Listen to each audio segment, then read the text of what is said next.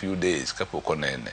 Omiyo wadwani jothuru ong'e ni watemo matek ahinya kendo sani wagero Kansa senta maduong' Jaramogi, wasetudo gi jo-Russia moko bedo kendo kelo rieko maber mar thiedho ji kuom tuoche mag kansa. Kaka gikelo gimoro kanyo ni proton therapy center. Mwasewinjore kodgi kendo tich biro chakre dwe mar 4.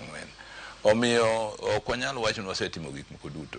Kidhi osiptande matindo kaka dispensaries and health centers, level 1 and 2 kanyo. Dispensary tindo kwa ng'eny ahinya, tindo watero bedo gi health centers. Tindo samoro ekech joma tiyo to wan go, to samoro ka yath pok obiro moa Kansa, tija nitie period moro ma yath ok ng'eny ahinya kuondego.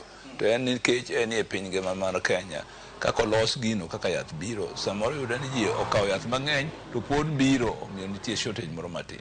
Gavana, e gwenge mag Ahero, jopur mapuro michele ywak ni gionge kod chiro moro malong'o. Nyocha kapok odeko to winy koro chamo gigegi mawuok e puodho.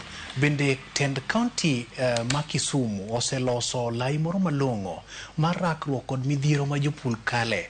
Kidwoko penjono, bende chak ilik ni to bende chwalo mbolea ma koro miyo chiemo nyalo yudore kowuok